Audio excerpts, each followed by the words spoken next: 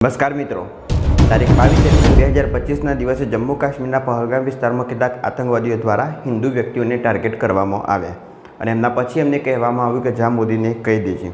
તો હમણાં તાજેતરમાં મોદી સરકારે પાકિસ્તાનને વળતો જવાબ આપી ઓપરેશન સિંદૂર લોન્ચ કરવામાં આવ્યું. તો આજના વિડીયોમાં આપણે ઓપરેશન સિંદૂર વિશે વિગતે માહિતી મેળવશું. પહલગામ વિસ્તારમાં ભારતીય મહિલાઓના સિંદૂર ઉજાડનાર આતંકવાદીઓનો સફાયો કરવા માટે ભારત સરકાર દ્વારા આ ઓપરેશનનું નામ ઓપરેશન સિંદૂર રાખવામાં આવેલું હતું. 25 મિનિટ 40 મિસાઇલ અને 9 ટાર્ગેટ સાથે ઓપરેશન સિંદૂર વિશે આજના વિડીયોમાં ડિટેલમાં ચર્ચા કરીશું. મંગળવારે રાત્રે રાફેલ, મિરાજ અને સુખોઈ 30 MKI દ્વારા પાકિસ્તાનના POK વિસ્તારમાં આવેલ કેટલાક આતંકવાદી કેમ્પોનો નાશ કરવામાં આવ્યો. ભારતની ત્રણેય પાંખ દ્વારા આ ઓપરેશન સિંદૂર પાર પાડવામાં આવ્યું, જેમાં અંદાજે 90થી 100 જેટલા આતંકીઓનો નાશ કરવામાં આવ્યો. ભારતે રાત્રે 1 કલાક 5 મિનિટથી લઈ 1 કલાક 30 મિનિટ સુધી એટલે કે 25 મિનિટમાં કુલ 24 જેટલા મિસાઇલ હુમલા કર્યા, જેમાં કુલ 9 સ્તરો પર મિસાઇલ હુમલા કરવામાં આવેલા છે. જેમાંના 4 સ્તર પાકિસ્તાની સરહદની અંદર આવેલા છે, જ્યારે બાકીના 5 સ્તર પાકિસ્તાન ઓક્યુપાઇડ કાશ્મીર એટલે કે POKમાં આવેલા છે, એના ઉપર મિસાઇલ હુમલા કરવામાં આવ્યા. જો આ 9 સ્તર અને ના અંતરની વાત કરવામાં આવે તો સૌથી પહેલાં બહાવલપુરમાં હુમલો કરવામાં આવ્યો, જે ઇન્ટરનેશનલ બોર્ડરથી 100 કિલોમીટર અંદરની બાજુએ છે, જેમાં જૈશ-એ-મોહમ્મદનું આતંકવાદી હેડક્વાર્ટર આવેલું છે, એનો નાશ કરવામાં આવ્યો. બીજો હુમલો મુરીદ-કે ખાતે કરવામાં આવ્યો, જે સાંબાથી 30 કિલોમીટરના અંતરે આવેલું છે. ત્યાં લશ્કર-એ-તૈયબના આતંકવાદી કેમ્પ આવેલા હતા, જેનો નાશ કરવામાં આવ્યો. 2008માં જે મુંબઈ એટેક કરવામાં આવેલો હતો, તે આતંકવાદીઓ ત્યાંથી આવેલા હતા. ભારત દ્વારા ત્રીજો હુમલો ગુલપુર પાસે કરવામાં આવ્યો, જે LOCથી પૂંછથી માત્ર 35 કિલોમીટરના અંતરે આવેલું છે. 24 જૂન 2024ના દિવસે તીર્થયાત્રીઓની બસ ઉપર જે હુમલો કરવામાં આવ્યો, એનો પ્લાન આ જગ્યાથી તૈયાર કરવામાં આવેલો હતો. ભારત દ્વારા ચોથો હુમલો સવાઈ કેમ્પ પર કરવામાં આવ્યો, જે POKથી 30 કિમીના અંતરે આવેલું છે. 22 એપ્રિલના દિવસે પહલગામમાં જે અટેક થયું, એનો પ્લાન અહીં આગળથી તૈયાર કરવામાં આવેલો હતો. પાંચમો હુમલો બિલાલ કેમ્પ પર કરવામાં આવ્યો, જે જૈશ-એ-મોહમ્મદનું લોન્ચ પેડ છે. છઠ્ઠો હુમલો કોટલી કેમ્પ પર કરવામાં આવ્યો, જે રાજૌરીથી LOCથી માત્ર 15 કિલોમીટરે દૂર આવેલું છે.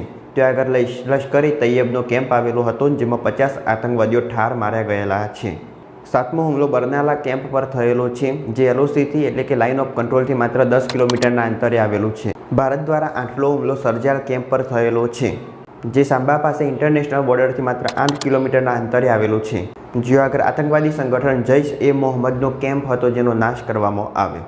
નવમો હુમલો હુમલા કેમ્પ પર કરવામાં આવેલો છે, જે સિયાલકોટ ઇન્ટરનેશનલ બોર્ડરથી માત્ર 15 કિલોમીટરના અંતરે આવેલું છે. જ્યાં આગળ આતંકી સંગઠન હિઝબુલ્લાહનું ટ્રેનિંગ સેન્ટર આવેલું છે, તેનો નાશ કરવામાં આવ્યો.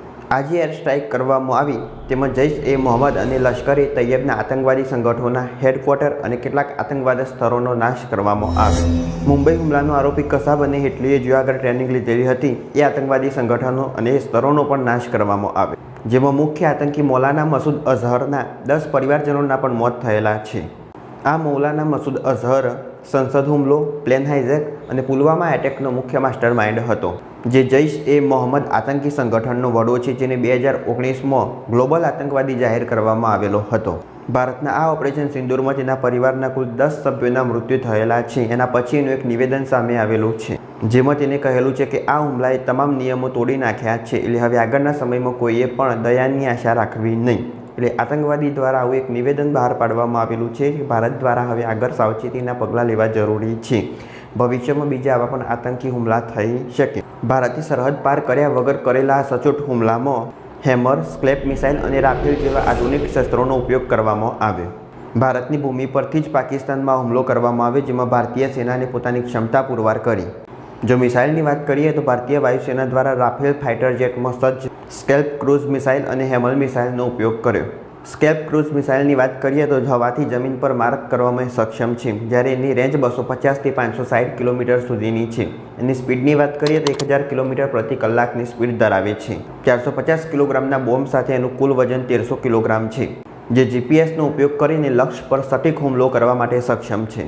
હેમલ મિસાઇલ સિસ્ટમ વિશે વાત કરીએ તો જેનું કુલ વજન 125થી 1000 કિલોગ્રામ સુધીનું હોય છે, જેની ગાઈડન્સ સિસ્ટમ લેઝર આધારિત હોય છે, જે લક્ષ્ય પર સટીક હુમલો કરવા માટે સક્ષમ છે અને તેનો વધારે પડતો ઉપયોગ પહાડી વિસ્તારમાં જોવા મળે છે.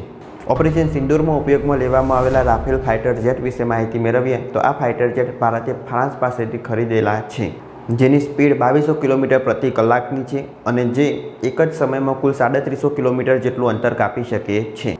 Rafale fighter jet 30 mm auto cannon gun 14 hard point અને સ્ક્લેપ મિસાઇલથી સજ્જ હોય છે, જેને લાંબા સમય સુધી રડારમાં પકડી શકાતું નથી. આની સાથે જ એને હવામાં રિફ્યુલિંગ કરી શકાય છે, જેને યુદ્ધ જહાજ પરથી પણ સંચાલિત કરી શકાય છે.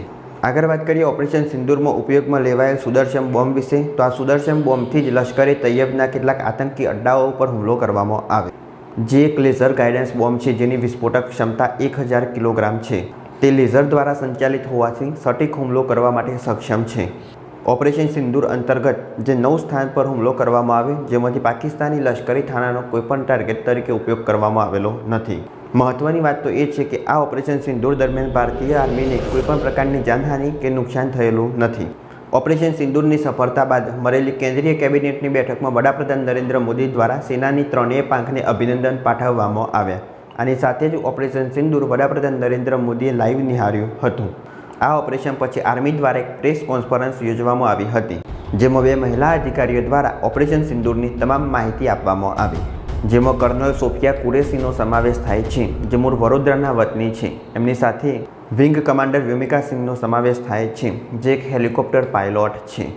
આ બંને જાબાજ મહિલા ઓફિસરો દ્વારા ઓપરેશન સિંદૂરની તમામ માહિતી પ્રેસ કોન્ફરન્સ દરમિયાન આપવામાં આવી. આ માહિતી મેળવી આપણે પહલગામ હુમલો જે 22 એપ્રિલ 2025ના દિવસે થયો હતો, એનો બદલો ઓપરેશન સિંદૂર દ્વારા લેવામાં આવ્યો. આગળ વાત કરીએ તો આની પહેલાં પણ પાકિસ્તાન દ્વારા ભારતમાં કેટલાક હુમલા કરવામાં આવેલા છે, જેમાં ભારત પાકિસ્તાનનું યુદ્ધ પણ થયેલું છે. જેમાં સૌપ્રથમ યુદ્ધ 1947માં થયેલું હતું. 15મી ઓગસ્ટ 1947ના દિવસે ભારત અને પાકિસ્તાન બે અલગ પડ્યા. તે સમયે એક જમ્મુ કાશ્મીર રજવાડું હતું કે જે સ્વતંત્ર રહેવા માગતું હતું. તો એ સમયે પાકિસ્તાને જમ્મુ કાશ્મીર રજવાડાને પાકિસ્તાનમાં ભેરવવા માટે જમ્મુ કાશ્મીર પર હુમલો કરેલો હતો. એ દરમિયાન ભારત પાકિસ્તાનનું યુદ્ધ થયું હતું. વર્ષ 1965માં ભારત પાકિસ્તાનનું બીજું યુદ્ધ થયેલું હતું, જેમાં પાકિસ્તાની સેના LOC પાર કરી અને ભારતના જમ્મુ કાશ્મીરમાં ઘૂસેલી હતી. આ બીજું યુદ્ધ રશિયા અને અમેરિકાની મધ્યસ્થતાથી પૂર્ણ થયેલું હતું. વર્ષ 1971માં પણ ભારત પાકિસ્તાનનું યુદ્ધ થયેલું હતું.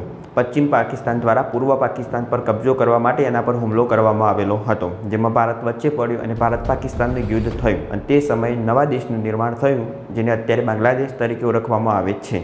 વર્ષ 1999માં ભારત પાકિસ્તાનનું કારગિલ યુદ્ધ થયેલું હતું. વર્ષ 2016માં ઉરી હુમલો થયેલો હતો, એટલે પાકિસ્તાન દ્વારા ભારતીય સૈનિકોના બેઝ પર હુમલો કરવામાં આવેલો હતો, જેમાં કુલ 19 જેટલા જવાનો શહીદ થયેલા હતા. વર્ષ 2019માં પુલવામામાં હુમલો થયો. પુલવામામાં આર્મીના જવાનોનો કાફલો જ્યારે એક જગ્યાએથી બીજી જગ્યાએ જઈ રહેલો હતો, ત્યારે એક વિસ્ફોટક ભરેલી કાર આ કાફલામાં એક બસ સાથે ટકરાઈ અને જેમાં કુલ 14 જવાનો શહીદ થયા. તો જ્યારે 15મી ઓગસ્ટ 1947ના દિવસે ભારત પાકિસ્તાન બંને દેશ આઝાદ થયા, તે સમયથી લઈ અને આજ સુધી જમ્મુ કાશ્મીર એ ભારત પાકિસ્તાનના સંઘર્ષનું એક કારણ બનેલું છે. તો એની પાછળનું મુખ્ય કારણ શું છે? જમ્મુ કાશ્મીર રજવાડું એ ખરેખર ભારતનું છે કે પાકિસ્તાનનું? POK વિસ્તાર એટલે શું? LOCનું નિર્માણ કઈ રીતના થયું? આ સંપૂર્ણ વિશે માહિતી મેળવવી હોય તો ઉપર આઈ બટનમાં ક્લિક કરી અને વિડીયો જોઈ લેવો. તો ભારત દ્વારા પાકિસ્તાન પર આ જે ઓપરેશન સિંદૂર લોન્ચ કરવામાં આવ્યું, એના પછી પાકિસ્તાન દ્વારા પણ ભારત પર અમુક જગ્યાએ હુમલા કરવામાં આવ્યા. તો એ હુમલા કઈ રીતના કરવામાં આવ્યા, જેમાં ભારતની એર ડિફેન્સ સિસ્ટમે શું કાર્ય કર્યું, એના વિશે વિગતે માહિતી આના પછીના વિડીયોમાં મેળવશું. આજના વિડીયોમાં આપણે માહિતી મેળવી તાજેતરમાં ભારત સરકાર દ્વારા ઓપરેશન સિંદૂર લોન્ચ કરવામાં આવ્યું અને પાકિસ્તાન અને POKના વિસ્તારમાં આવેલ કેટલાક આતંકવાદી કેમ્પોનો નાશ કરવામાં આવ્યો, જેમાં અંદાજે 90થી 100 જેટલા આતંકવાદીઓનો નાશ થયો. જો આ વિડીયો ગમ્યો હોય તો લાઇક કરો, શેર કરો, ચેનલ સબસ્ક્રાઈબ કરો. ત્યાર સુધી જય હિન્દ, જય ભારત.